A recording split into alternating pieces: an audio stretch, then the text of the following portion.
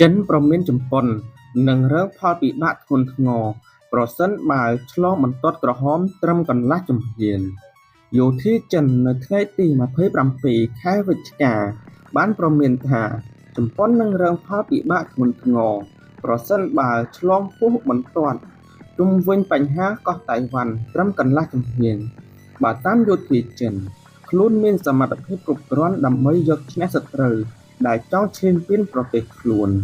ចិនតែងតែប្រកាសចាត់ទុកដែនកោះតៃវ៉ាន់ជាផ្នែកមួយនៃដែនដីរបស់ខ្លួនហើយតែងតែប្រកាសប្រាប់បរទេសជាពិសេសសហរដ្ឋអាមេរិកថាដែនដីមួយនេះជាបន្ទាត់ក្រហមរបស់ខ្លួនថែមទៀតផង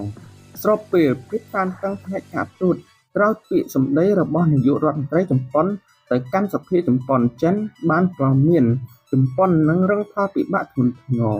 ប្រសិនបើហ៊ានបញ្ជូនទ័ពចូលដែនកោះតៃវ៉ាន់ប្រសិនបើភាគីជប៉ុនហ៊ានឆ្លងបន្ទាត់ក្រហមមួយនេះត្រឹមកន្លះជំហានជប៉ុននឹងនាំបញ្ហាដាក់ខ្លួនលោកចេនមានអ្នកនាំពាក្យក្រសួងការពារជាតិចិនបានប្រមានបែបនេះនៅក្នុងសន្និសីទសារព័ត៌មាន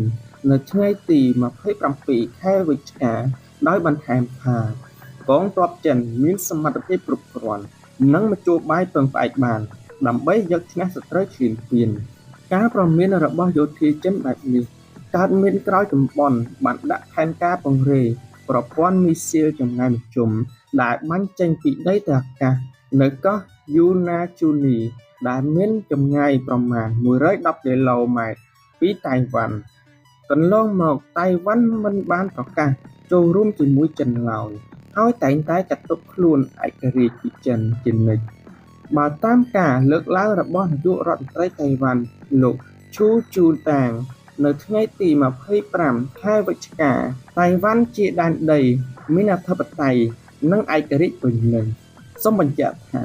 ចាប់តាំងពីឆ្នាំ1949មកចិនតែងតែចង់បង្រួមដែនកោះតៃវ៉ាន់ហើយធ្លាប់ស្នើគោលនយោបាយប្រទេសតែមួយប្រព័ន្ធពីរដូចហុងកុងនិងម៉ាកាវថែមទៀតផង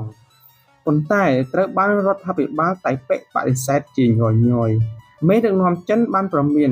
ប្រើប្រាស់គ្រប់មធ្យោបាយរួមទាំងយោធាប្រសិនបើតៃវ៉ាន់ហ៊ានប្រកាសឯករាជ្យបាទសូមអរគុណ